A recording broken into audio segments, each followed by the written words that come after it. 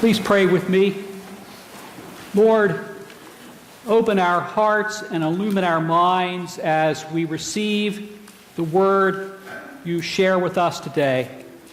And grant that the words of our mouths and the meditations of our hearts would be acceptable in your sight, O Lord, our strength and our Redeemer. Amen. A group of Christians in a community decided to build a new church.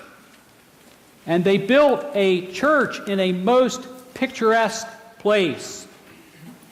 But it was also a rather precarious place because this church was perched atop a cliff. And the only way to arrive at this church was to climb into a huge basket, which was hoisted by local church leaders, pulling on ropes with all their strength and all the might they could muster until the basket reached the cliff where the church was located. One day, there was a traveler in the basket on his way up to the church because this church, due to its location, had become a tourist attraction in that area. And as they were hoisting the basket up, the tourist looked out and he noticed that one of the ropes hoisting that basket was particularly old and frayed.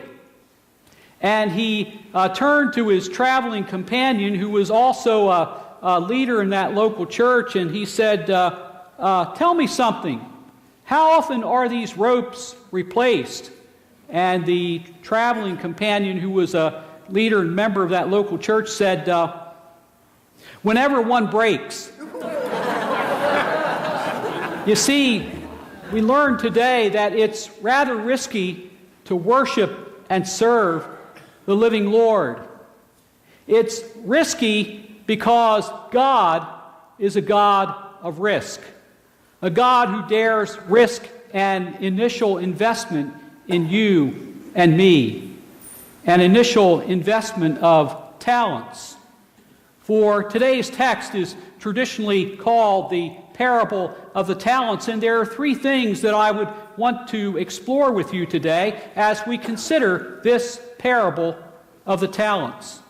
First and foremost, we are called to be grateful to a generous God who makes an incredible initial investment in you and me for the sake of God's kingdom. And secondly, this God who makes this incredible initial investment presumes productivity on our part in response to that incredible initial investment. And third, God records the return on that incredible initial investment when God returns in the person of his own beloved Son, Jesus Christ. First, God makes that incredible initial investment in us because he loves us so. It's all about God and what God does first and foremost in us. For, we are told, it's as if the owner of a business prepares to go away, presumably to make some contacts, to create some new contracts, and to grow that business that he owns. And as he prepares to depart, he makes some investments in his treasured employees. A little musical accompaniment for the message today. He makes an initial investment in one of those treasured employees of 5 talents. Now, the term talent is one that can create some confusion in today's world, because a talent in Jesus' day was not what we think of today as a talent. A talent was actually a huge, incredible amount of money.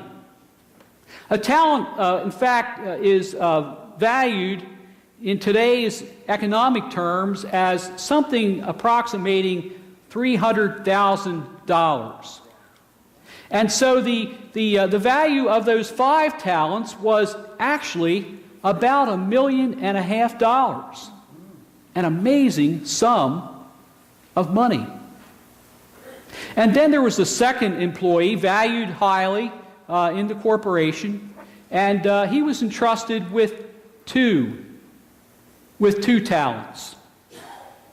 Also, a rather incredible sum of $600,000. And then there was the third, and he was given 1 talent. Still, a rather handsome sum of $300,000. But bear in mind that none of these 3 had been accustomed to having anything. And all of a sudden, they are entrusted with incredible resources, this incredible initial investment of the owner given to each of them. The owner distributes the funds and goes away. And then we understand that God, who invests incredibly in these workers and in turn in each of us, God expects and presumes productivity on the part of those to whom He has entrusted such great wealth. And we watch what happens. The first individual has been given the 5 talents. He goes out and through creativity and wise and frugal investment doubles the amount of the incredibly initial investment. And the second employee does likewise. He goes out and doubles the amount as well. So one has increased $1.5 million to $3 million. The second has increased $600,000 to $1.2 million. The owner returns. The owner returns to record the return on the investment.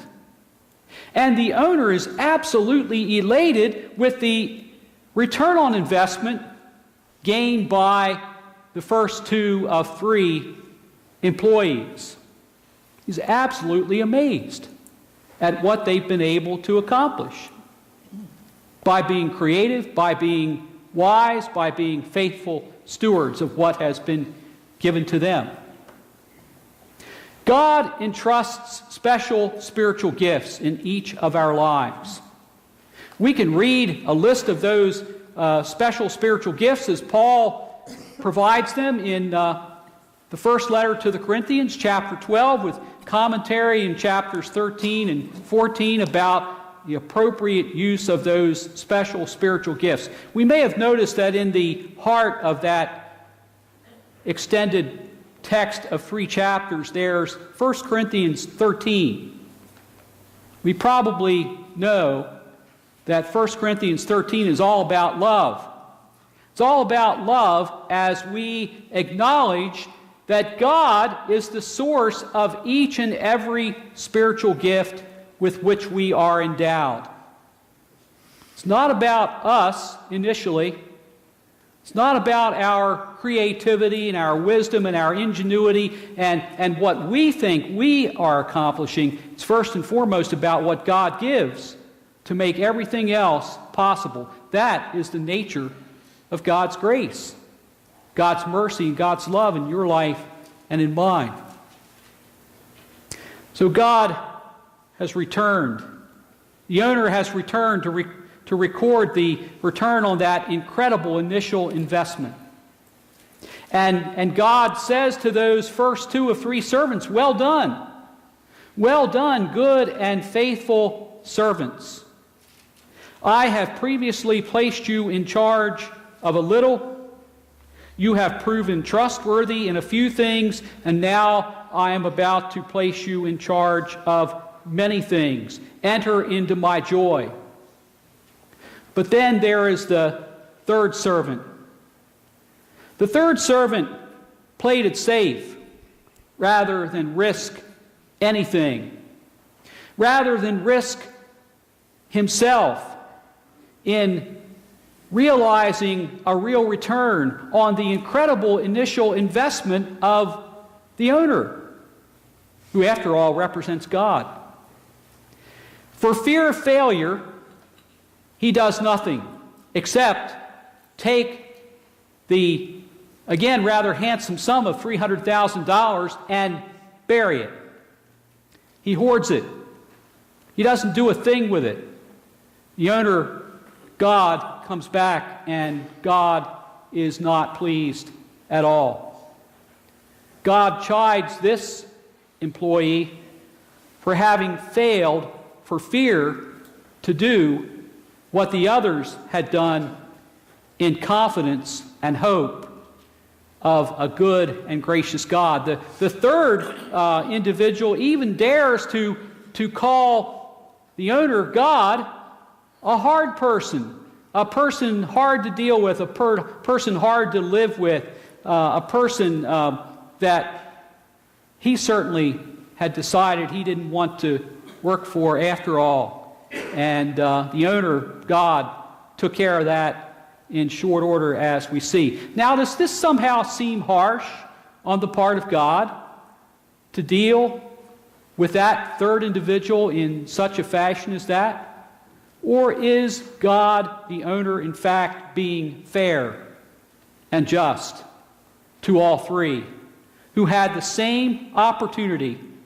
Granted, they probably had some different qualities and characteristics and qualifications, but each and every one had been given an opportunity to do something with the gift that had been given in the incredible initial investment of it all. CBS News reported the story of Miles Eckhart. Miles Eckhart is age 8. Miles went dining with his family one night to an area restaurant, and as they got out of the vehicle to enter the dining establishment, Miles noticed a stray $20 bill lying there all alone on the pavement. He went over and picked up the $20 bill. He looked at it, he admired it, and he had an idea. Wow, this would be great. I could take this and buy a brand new video game. He went in the restaurant and he spotted a familiar face. It was Lieutenant Colonel Frank Daly. And then Miles had a second thought. Miles took the 20, he attached a post-it note to it, and he went over and handed it to Lieutenant Colonel Daly, who was an acquaintance of his, and that note contained this message: Dear Colonel, thank you for being a soldier. My dad was also a soldier, but now my dad is in heaven. This is your lucky day. Take this 20. For in our family, we believe in paying it forward. Take this 20 and do whatever you will with it. Colonel Daly, understandably, was overcome with emotion at the character of this 8-year-old who, rather than keeping for himself the 20 that he had found, turned it over to someone who could do something special with it. Colonel Daly knew he had to give it away. He founded the Snowball Express Foundation. The Snowball Express Foundation benefits Gold Star kids.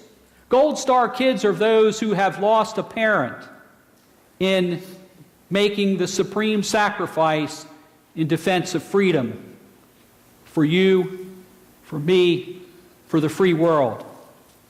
In the short span of 2 months, individuals across the country began investing small amounts, small contributions. Some of the major entertainers in the nation began making major contributions, such as $75,000 on the part of one. And there was a foundation that agreed to match up to $1 million in contributions to this newly established foundation, within 2 months, $20 had become $1 million.